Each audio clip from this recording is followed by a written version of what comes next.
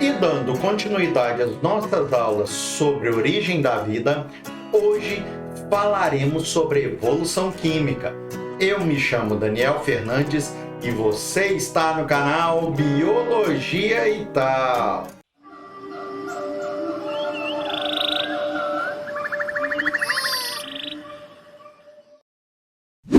Então, pessoal, hoje daremos continuidade falando sobre a terceira hipótese sobre a origem da vida e também a hipótese mais aceita dentro do meio científico, beleza? Mas, antes de irmos para a nossa aula, eu gostaria de te pedir para já deixar aí embaixo aquele like para estar ajudando o nosso canal a se fortalecer aqui na plataforma e te convidar.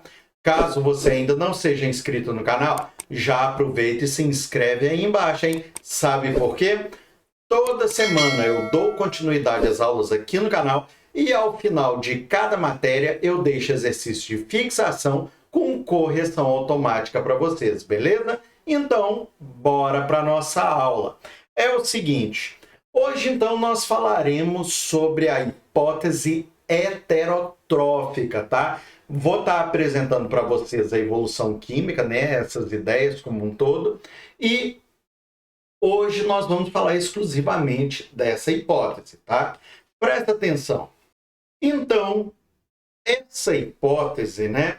É uma das três hipóteses, pelo menos das três, né? Hipóteses propostas para a origem, então, da vida aqui no nosso planeta, né?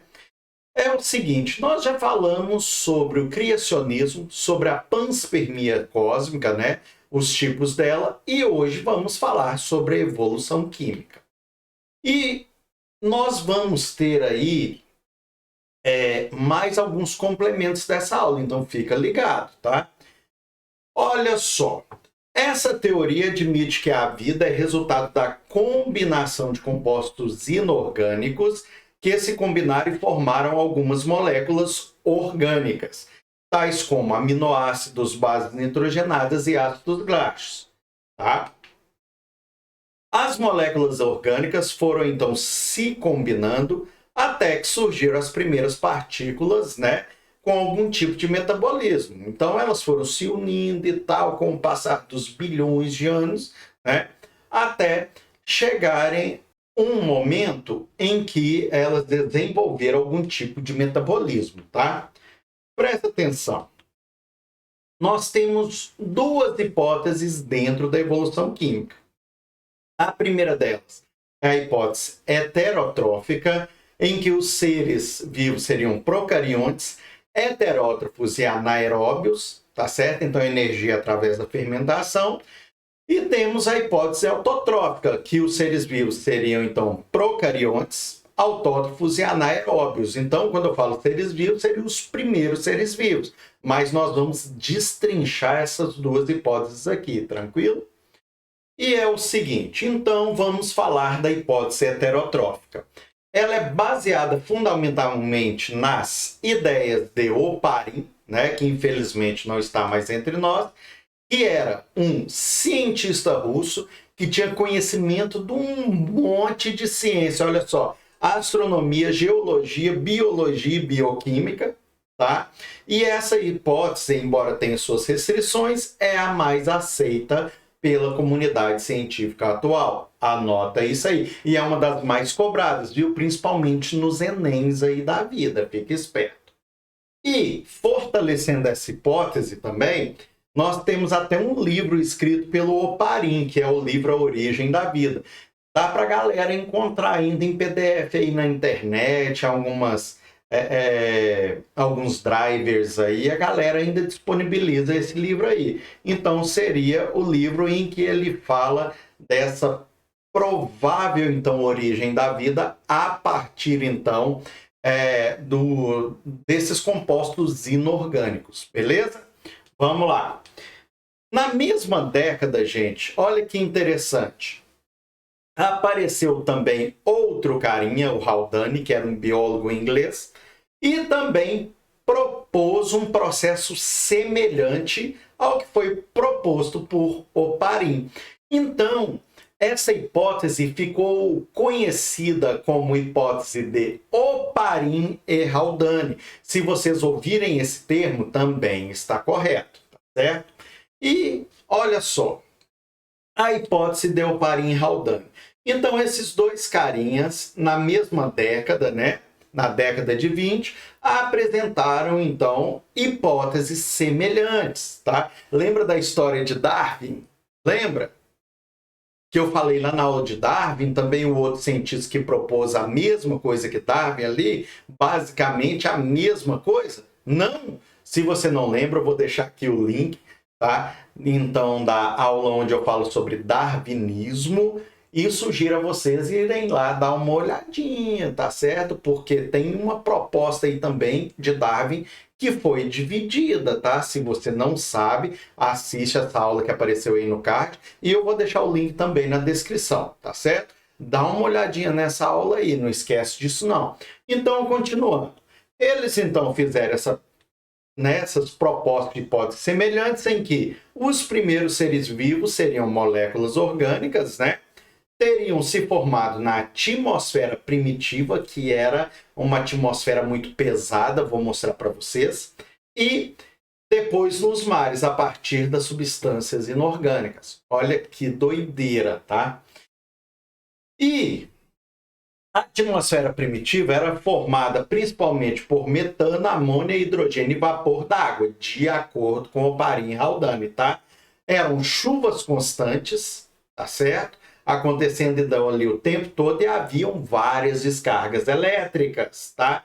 Não existia camada de ozônio, ok? Então a atmosfera seria isso aí, ó. Na verdade, era muito vapor d'água subindo, condensando, caindo, subindo, condensando, caindo. Era muito vulcão, tá? Em erupção. Então era assim um inferno total, né? Aqui na Terra. E com isso aí, com as chuvas constantes, então foi resfriando, caía, raio, tal, e foi isso aí, ó, esse ciclo durante aí, ó, bilhões de anos, tá certo? Mas eu vou explicar esse ciclo para vocês direitinho. Presta atenção aqui. E é o seguinte, pessoal, a nossa atmosfera, então, naquela época, né, a atmosfera primitiva era formada, então, por metano, amônia, hidrogênio, vapor d'água. Então, seria isso aí, com aqueles vulcões o tempo todo, né? Então, os aminoácidos reagiriam entre eles e teriam formado as primeiras proteínas que se acumularam nos mares primitivos. E isso foi formando uma sopa orgânica de proteínas, que foram, através de reações químicas e tal, aquele aquecimento, os raios e tal, foram ali se unindo, se reunindo e tal, e reação química e radiação, e foi juntando então esses carinhas, formando aí proteínas maiores. Isso mesmo. Vamos continuar que você vai entender. Aqui então as moléculas proteicas existentes na água se agregaram e formaram os coacervados, ou coacervatos, pode ser cobrado dessa forma também de vocês, tá? Que são complexos de proteína com uma película formada de água. Então, nós temos aqui essas estruturas que não eram seres vivos, tá? Mas tinham a propriedade de se unir, formando outros coacervados mais complexos.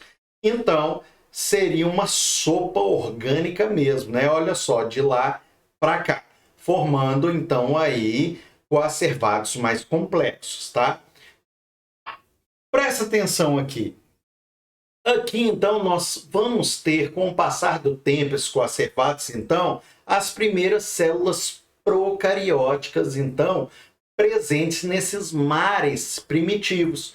E com o passar dos bilhões e bilhões de anos, vieram seres mais complexos, organismos mais complexos, e aqui nós temos, por exemplo, uns verdinhos aí, que, ou seja, formaram um pigmento ali que poderia ser, sim, a clorofila, tá? Então, se tornaram organismos mais complexos e autótrofos.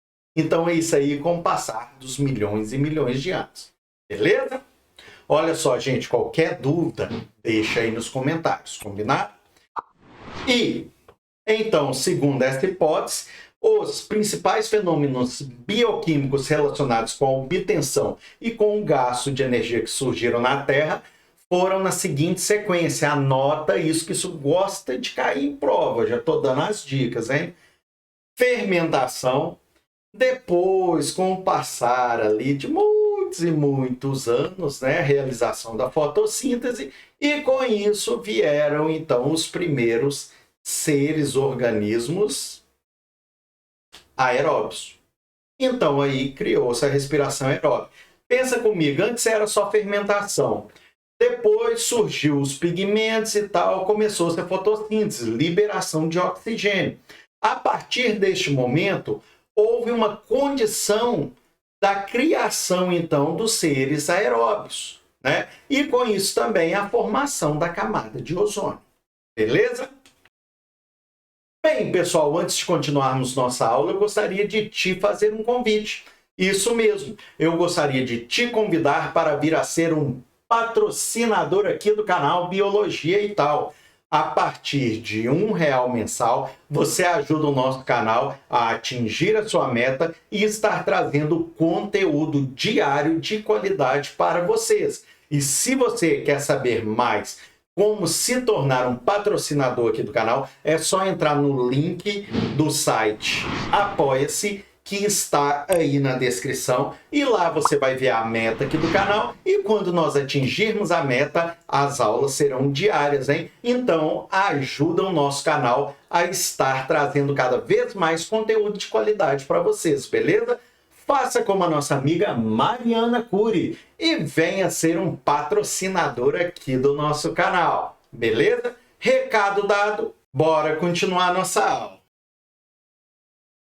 Olha só, embora essa hipótese seja mais aceita no meio científico, não explica como surgiu o código genético.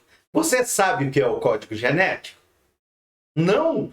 Se você não sabe, eu vou deixar aqui um card para vocês e também aí na descrição desse vídeo o link para você ir assistir a aula que eu estou falando exclusivamente de código genético, para você sair de lá sabendo tudo, beleza? Se você tem dúvida, assiste essa aula, hein? Vamos lá. Então, não explica como surgiu o código genético. Outra coisa, ou como as moléculas de ácidos nucleicos assumiram o controle da síntese de proteínas. Como que isso aconteceu? Até agora não se sabe, né? E o surgimento do código genético continua sendo um grande mistério. E é o seguinte, aqui nós temos a defesa desta hipótese, né? Qualquer processo evolutivo há primeiro o surgimento de estruturas mais simples. Então, se nós pararmos para pensar aqui nessa hipótese, realmente, primeiro surgiram organismos mais simples para depois termos organismos mais complexos. Beleza? Isso aqui está de acordo com a evolução, não é? Do mais simples para o mais complexo. Outra coisa, o mecanismo enzimático dos autótrofos é mais complexo. Então, né, acabei de falar isso, está certinho de acordo com a evolução. E, com base nesse raciocínio, é mais lógico admitir que os primeiros seres vivos, dotados de mecanismos enzimáticos mais simples, devem ter sido heterótrofos. Tá? Como assim heterótrofo? O que esses caras iam comer? Gente, pensa comigo, naquela sopa nutritiva que se formou, então tinha muita comida, certo? Então eles tinham sim o que comer. Anota isso aí também, tá? Bem, pessoal, se vocês gostaram dessa aula, já deixa aí aquele like. E se não é inscrito no canal, já aproveita, se inscreve agora e ativa o sininho de notificações, hein? Sabe por quê? Toda semana eu dou continuidade às aulas aqui no canal e ao final de cada matéria eu deixo exercício de fixação com correção automática para vocês, beleza? Ah, e não sai agora não, dá um tempinho aí, porque vão aparecer aqui na tela mais 2 vídeos para você dar continuidade aos seus estudos, beleza? Obrigado a você que assistiu esse vídeo até o fim, um grande abraço a todos, fiquem com Deus e até a próxima!